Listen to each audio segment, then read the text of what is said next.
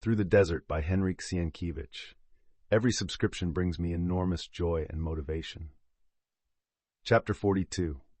After traveling 10 days, the caravan issued from the mountain pass and entered a very different region, an extended plain, mostly level, but broken here and there by small wave-like hillocks. The vegetation was completely changed. No large trees towered above the waving, grassy plain. Only here and there, quite far apart, there sprang up rubber acacias, with coral-colored and umbrella-shaped stems, but scanty foliage, and therefore furnishing but little shade. In some places between the ant-hills, a species of euphorbia, with branches resembling the arms of a candlestick, grew taller than the grass. Hawks soared high in the air, and lower down black and white feathered crow-like birds flew from one acacia bush to the other. The grass was yellow and had ears like ripe corn. The dried-up jungle seemed to furnish abundant food for many different kinds of animals, for during the day the travelers often met large herds of antelope and a great many zebras. The heat on the open and treeless plain became unbearable. The sky was cloudless, the days were fiery hot, and the night did not bring much relief. Day by day the journey grew more arduous.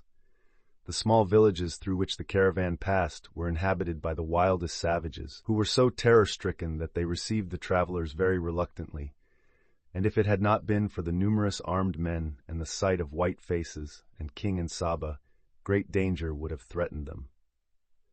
Staś, aided by Kali, learned that there were no more villages farther on, and that they were coming to a waterless district. The tales they heard were hard to believe, for the numerous animals they saw must have found some watering place. But these stories of a desert in which there was rumored to be neither stream nor puddle frightened the Negroes, and some of them deserted the party, and Makunji and Mpua set the example. Fortunately, their flight was quickly perceived, and the mounted troop which accompanied the travelers discovered them before they had gotten far from the camp. When they were brought back, Kali, by the aid of a bamboo rod, convinced them of the inadvisability of such a course. Staś assembled the whole company and gave them a lecture, which the young Negro translated into their native language. Dwelling on the fact that at their last headquarters they had heard lions roaring around the camp all night, Staś did his best to convince his people that any one attempting to run away would certainly become their prey, or, if he were to pass the night in an acacia tree, the still more terrible wobos would lie in wait for him. He also said that where there are antelope, there must also be water, and that if in the course of their journey they were to strike waterless regions, they could take with them enough water for 2 or 3 days in bags of antelope skin. The Negroes paid strict attention to what he said, and continually repeated, "Oh, mother, how true it is!" But the following night 5 Samburus and 2 Wahaimas deserted, and from that time someone was missing every night. But Makunji and Mpua did not make a second attempt to escape for the simple reason that Kali had them bound at sundown every night.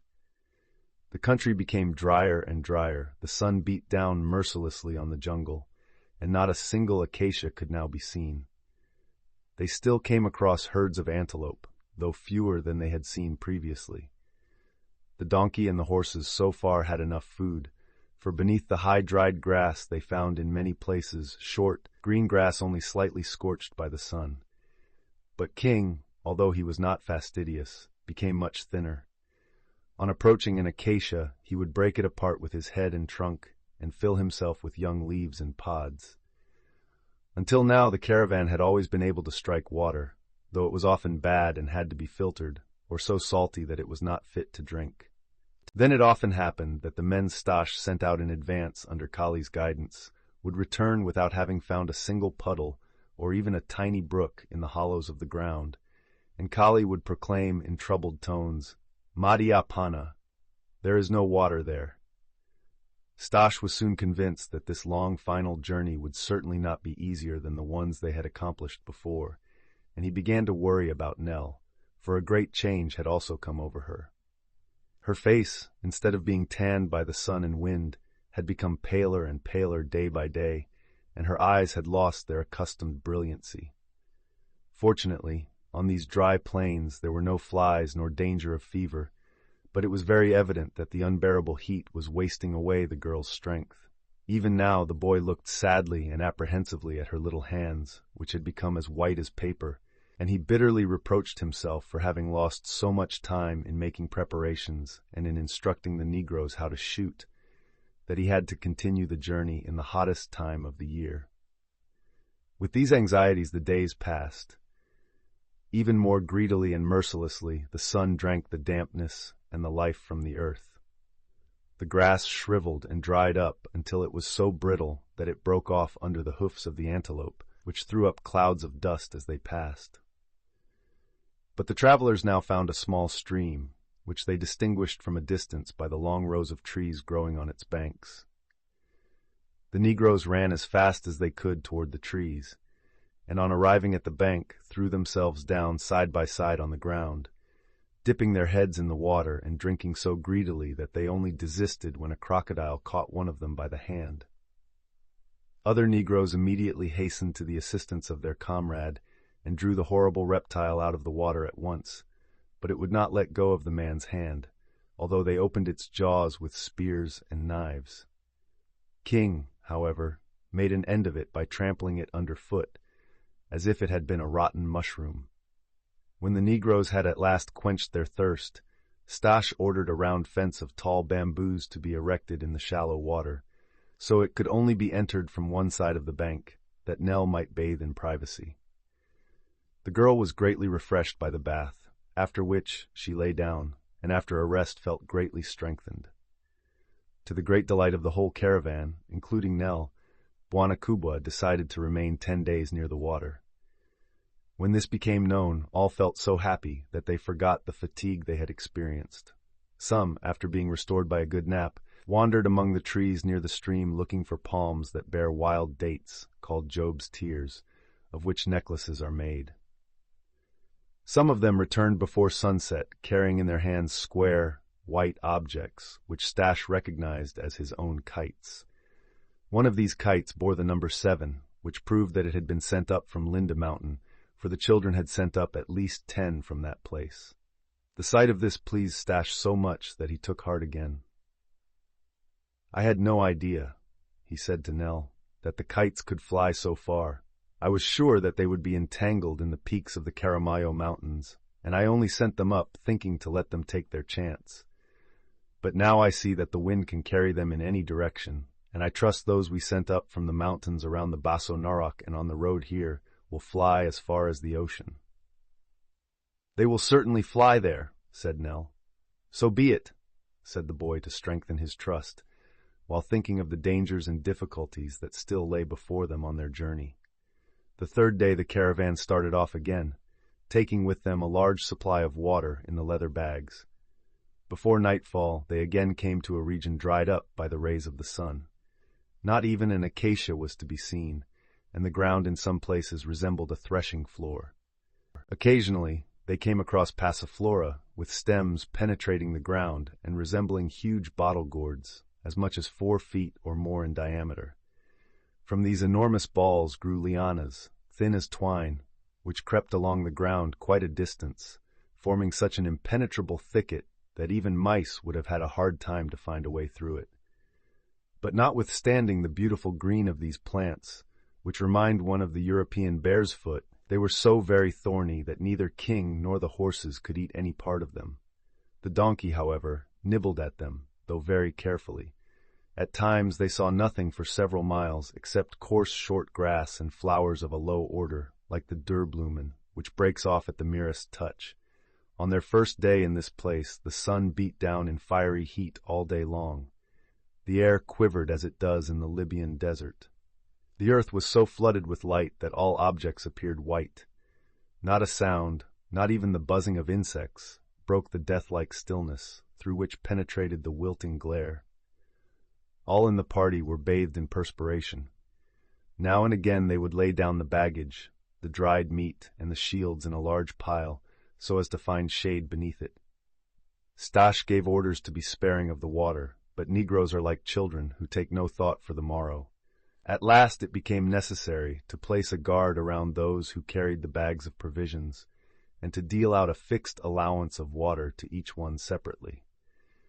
Kali fulfilled this task very conscientiously, but it consumed a great deal of time, retarded their march, and therefore the finding of new watering places. The Samborus now complained that the Wahimas were given more water than they, and the Wahimas complained that the preference was shown to the Samburus. The latter now threatened to turn back, but Staś gave them to understand that if they did, Faru would have them beheaded, and he himself ordered the hunters, who were armed with Remington rifles, to keep guard and see that no one escaped. The second night they passed on a barren plain. No boma, or as they called it in the Sudanese language, zariba, was erected, for there was nothing there to build it of. King and Saba formed the camp guards, which in reality was sufficient protection. But King, who had not been given a tenth of the water he needed, trumpeted for it until sunrise, and Saba hung out his tongue, turned his eyes towards Staś and Nell, silently begging for at least a few drops of water to drink. The girl asked Staś to give the dog a little drink of water out of one of the rubber bags which they had found among Linda's things, and which he wore attached to a cord around his neck, but he was keeping this for the little girl, in case of dire necessity, and refused her request. Toward evening of the fourth day, there were only 5 small bags of water left, containing hardly enough to give each person half a glassful. But as the nights were always cooler than the days, one is not so thirsty then as under the burning rays of the sun, and as every one had been given a little water to drink in the morning, Staś ordered that the water bags be reserved for the following day. The Negroes grumbled at this, but they still stood in such awe of Staś that they did not dare to tamper with the little that was left, especially as there were always 2 men, armed with Remington rifles keeping guard over the water bags, who relieved each other every hour. The Wahimas and the Samborus quenched their thirst as best they could by pulling up miserable blades of grass and chewing their small roots, but even these had retained no moisture, for the merciless sun had sucked it all out of the ground. Although sleep did not quench their thirst, it at least enabled them to forget it. At night every one of the party, tired and exhausted from the day's march, dropped down where he stood, apparently lifeless, and fell fast asleep. Staś also slept, but he was too much worried and troubled to sleep long and restfully. After a few hours he awoke and began to wonder what the future would bring forth, and where he could find water for Nell and the whole caravan, man and beast. The situation was difficult and even terrible, but as yet the sensible boy did not yield to despair. He recalled all that had happened since they had been carried off from Fayum until the present moment. The first great journey through the Sahara, the hurricane in the desert, the escape from Geber, then the journey which they took after Linda's death to Lake Basso Narok and on to where they were now stopping. "We have gone through so much and suffered so much," he said to himself. "How often it seemed to me that everything had collapsed and I could find no way out of my difficulties, yet God helped me, and I always found a way out. It is quite impossible that after having gone so far and been through so many dangers we should give out on this last journey. We still have a little water, and this place is certainly not the Sahara, for if it were the people would surely have known it." But he was especially elated by the fact that during the day he had seen through the telescope indistinct outlines, as of mountains, lying toward the south. To reach them would mean a journey of perhaps 100 miles, but if they only could reach them they would be saved, for mountains are rarely without water. How much time that would require he was unable to tell, for it depended on the height of the mountain. In air so transparent as in Africa, high summits can be seen a considerable distance away, so water must be found nearer by. Otherwise destruction threatened them. "It must be done," Staś repeated to himself. The hard breathing of the elephant, who was trying his best to blow the fiery heat out of his lungs, continually interrupted the thoughts of the boy. But after a while it seemed to him as if he heard a voice like someone groaning, which sounded as though it came from another part of the camp. In fact, from where the water bags lay covered up for the night with grass. As the groaning continued, he arose and went to see what was the matter. The night was so bright that in the distance he could see 2 dark bodies lying side by side and the barrels of the guns glistening in the moonlight. "The Negroes are all alike," he thought. They should be guarding this water, which is now more precious to us than anything else in the world, and both of them are sleeping as soundly as if in their own huts. Ah! Kali's bamboo will be of some use tomorrow. With these thoughts he approached nearer and kicked one of the guards, but immediately drew back, horrified, for the apparently sleeping Negro lay on his back with a knife thrust up to the hilt in his throat, and beside him lay the other man with his throat so terribly cut that his head was nearly severed from his body. 2 bags of water had disappeared. 3 lay in the middle of the uprooted grass, slit open and shriveled. Staś's hair stood on end. Remember to subscribe.